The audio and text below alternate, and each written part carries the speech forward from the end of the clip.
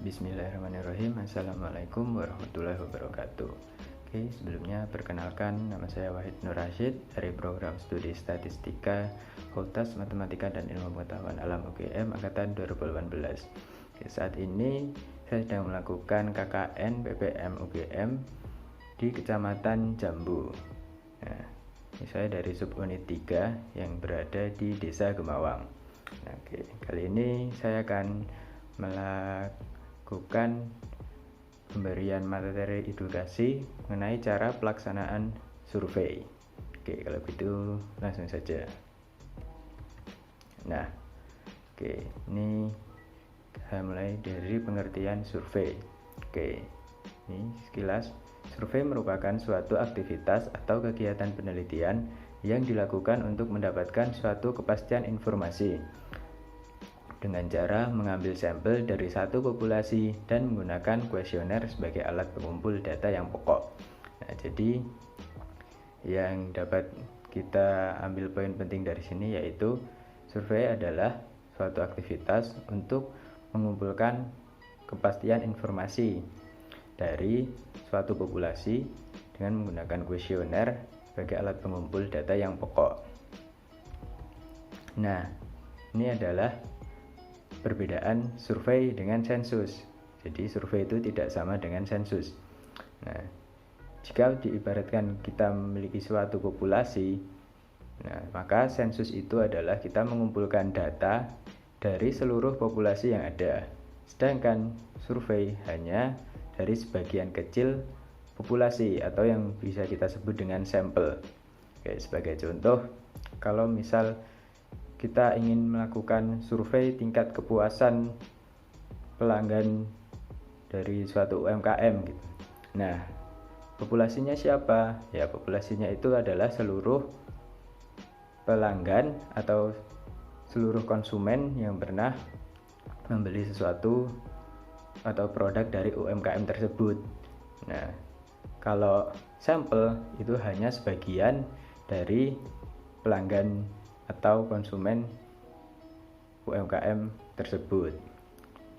Seperti jika dalam satu bulan terdapat 100 pengunjung atau 100 pembeli, nah itu 100 orang itu merupakan populasi. Kemudian sampel itu hanya misal jika kita ambil 10 atau 20 atau mungkin 25, yaitu tergantung dari tingkat ketelitian dan keinginan dari si peneliti. Nah, ini adalah kelebihan survei. Beberapa di antaranya adalah yang pertama menghemat biaya, ya jelas karena dengan hanya mengambil dari sebagian populasi maka biaya yang dibutuhkan untuk melakukan survei pasti juga akan lebih sedikit.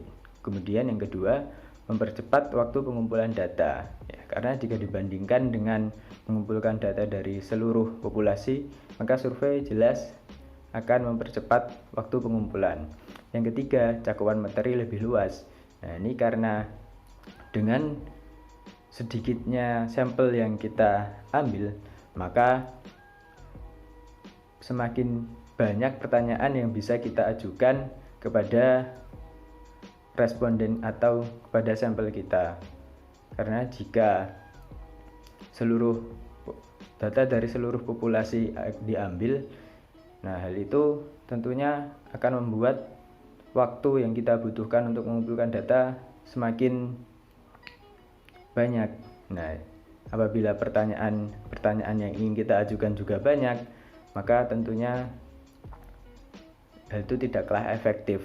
Nah, karena itu dilakukanlah survei supaya pertanyaan-pertanyaan yang ingin kita ajukan kepada responden itu bisa lebih bervariasi. Nah, kemudian yang terakhir adalah tingkat akurasi yang lebih tinggi. Nah, kemudian untuk kelemahan dari survei, yaitu yang pertama untuk data berkala memang kurang bagus hasilnya. Kemudian yang kedua, jika kita tidak membuat sampling frame atau daftar unit populasi, maka ada kemungkinan kita akan mengambil sampel dari luar populasi yang akan kita survei gitu. Jadi bisa jadi nanti tidak tepat sasaran gitu. Nah, sampling frame itu apa? Nah, nanti akan saya jelaskan. Nah, kemudian ini adalah beberapa manfaat survei. Yang pertama, untuk membuat keputusan lebih akurat karena berdasarkan data historis. Yang kedua, dapat mengetahui kinerja yang sudah dilakukan dan mendapatkan informasi terkini terkait kondisi lingkungan. Ya, jadi survei ini sangat cocok jika ingin mendapatkan suatu informasi terkait kondisi lingkungan yang terjadi saat ini, karena datanya itu langsung atau real time gitu. Makanya jika untuk data berkala itu survei kurang cocok untuk dilakukan, seperti yang tadi sudah dijelaskan. Nah, ini kemudian tahapan-tahapan dalam melaksanakan survei. Yang pertama ada perencanaan, kemudian persiapan, kemudian pelaksanaan, dan yang terakhir analisis dan evaluasi. Oke, kita masuk yang pertama, perencanaan. Oke. Nah, nih. Sebelum dilakukan survei, kita tentunya pasti menentukan tujuan dari survei. Nah, yaitu pernyataan yang jelas tentang maksud dan tujuan survei. Ya, inti dari survei kita itu mau apa? Kita ingin mencari tahu informasi atau data tentang apa. Nah, itu yang harus kita pikirkan terlebih dahulu, sehingga survei yang kita lakukan nanti memiliki arah dan tidak terlalu melebar kemana-mana. Kemudian yang kedua, kita juga harus mempersiapkan populasi yang akan diambil sampelnya. Nah, ini populasi adalah himpunan seluruh objek penelitian sampel. Sampel adalah himpunan bagian dari populasi. Maaf. Nah, jadi seperti yang tadi sudah diilustrasikan, misal kita ingin melakukan survei tentang kepuasan masyarakat Gemawang terhadap fasilitas umum yang ada di Desa Gemawang. Nah, maka populasi dari survei tersebut yaitu adalah seluruh masyarakat di Desa Gemawang. Nah, sedangkan sampel dari populasi tersebut yaitu cuman sebagian dari masyarakat Gemawang, jadi tidak seluruhnya. Nah, ini sampel adalah himpunan bagian dari populasi. Oke. Kemudian yang C, data yang dikumpulkan, yaitu data atau informasi yang dikumpulkan harus sesuai dengan tujuan survei. Ya, ini nama lainnya itu seperti kita mempersiapkan pertanyaan survei gitulah. Nah, kita tuh ingin mencari atau mengumpulkan data apa saja, misal kalau tingkat kepuasan berarti mungkin bisa pertanyaannya dari skala 1 sampai 5 atau dari sangat tidak puas hingga puas gitu, atau mungkin ya data-data lain yang ingin kita kumpulkan itu bisa kita persiapkan sebelum melaksanakan survei. Nah, kemudian yang kedua, tahapan persiapan. Nah, ini yang pertama ada tingkat ketelitian yang diinginkan. Nah, kesalahan dalam estimasi dengan probabilitas tertentu dapat diperkecil dengan memperbesar sampel. Jadinya ada teori yang menyebutkan bahwa semakin besar ukuran sampel kita atau semakin banyak jumlah responden dari survei kita, maka hal itu akan menyebabkan keakuratan dari survei yang kita lakukan itu menjadi semakin tinggi. Jadi ya, ini tergantung dari si pelaku survei atau peneliti ya.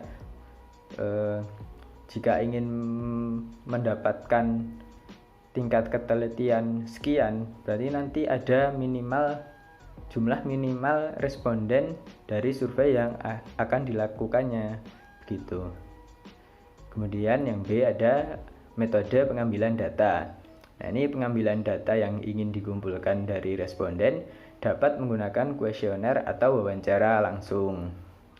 Nah, tapi karena mungkin sekarang baru masa pandemi, jadinya kebanyakan survei-survei yang dilakukan saat ini itu dilakukan dengan cara mengisi kuesioner yang dibuat dari aplikasi-aplikasi atau situs jasa penyedia pembuatan kuesioner online seperti itu.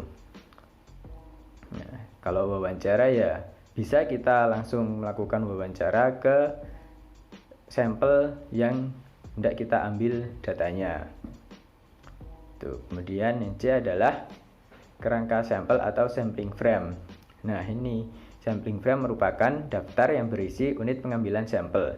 Seperti contoh tadi, jika misal kita ingin mensurvei tingkat kepuasan konsumen terhadap salah satu produk UMKM, berarti sampling frame yang dibentuk dari survei tersebut adalah daftar seluruh pembeli atau konsumen yang pernah membeli produk UMKM di tempat tersebut. Misal dalam 1 bulan ada 100 pengunjung. Nah, sampling frame kita itu adalah daftar dari ke 100 pengunjung itu. Kemudian dari sampling frame ini nantinya dapat kita ambil beberapa orang atau beberapa individu untuk menjadi sampel dari survei kita. Nah, ini seperti yang tadi sudah saya bilang, dia adalah pemilihan sampel. Ini perlu ditetapkan jenis sampel yang akan diambil sesuai dengan keadaan serta ukuran sampel yang disesuaikan dengan tingkat ketelitian. Nah, seperti tadi, jika kita sudah memiliki sampling frame atau kerangka sampel, maka selanjutnya kita adalah melakukan pemilihan sampel. Kemudian yang E, uji pendahuluan, yaitu dilakukan uji coba terhadap kuesioner atau wawancara guna mendeteksi kemungkinan adanya kesulitan responden dalam menjawab atau surveyor dalam mewawancara. Nah, ini salah satu tujuan dari dilakukan uji coba atau uji pendahuluan ini, yaitu untuk mencari tahu apakah pertanyaan-pertanyaan yang ingin kita ajukan kepada para responden itu terdapat suatu kalimat yang ambigu atau mungkin agak kurang jelas gitu, sehingga mungkin akan menyebabkan responden kesulitan untuk memberikan jawaban yang sesuai dengan apa yang kita harapkan.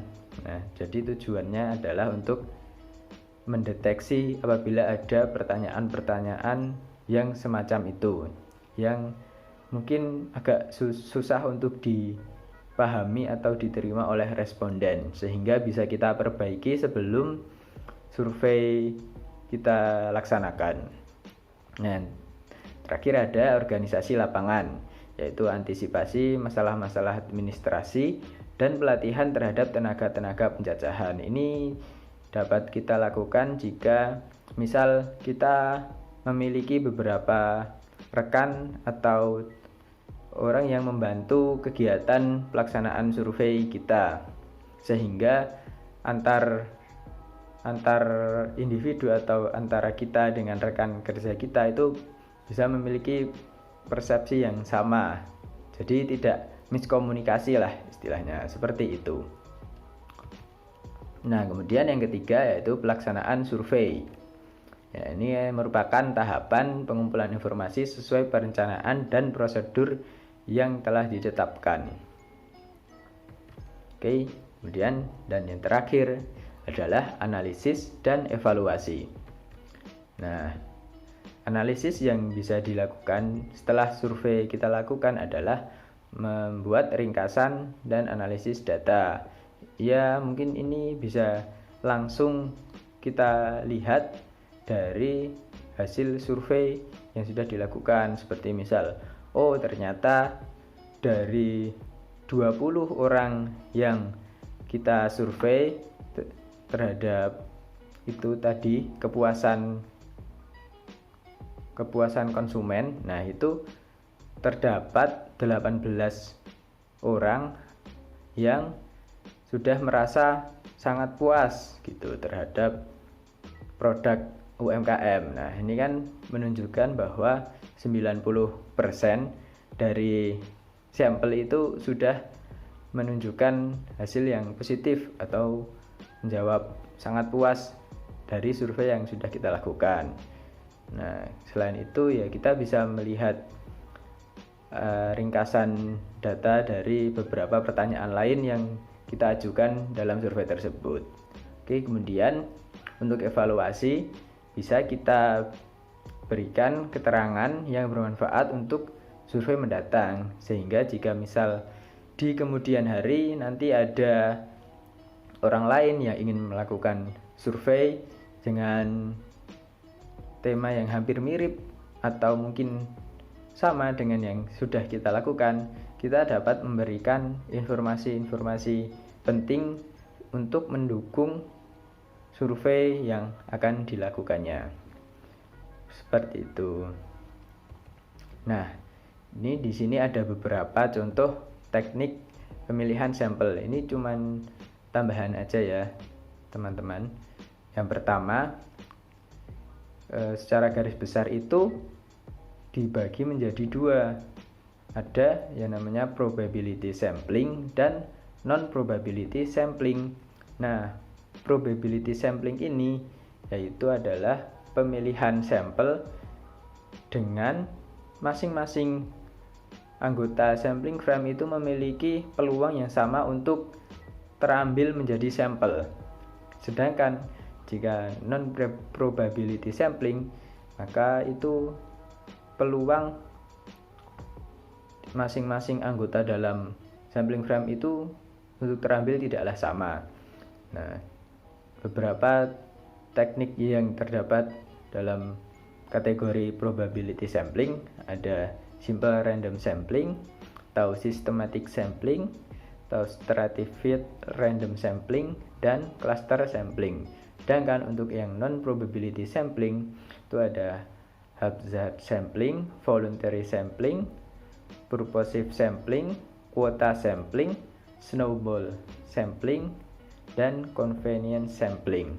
Jadi untuk keterangan lebih lanjutnya bisa mencari tahu sendiri, karena mungkin jika dijelaskan sekarang itu sudah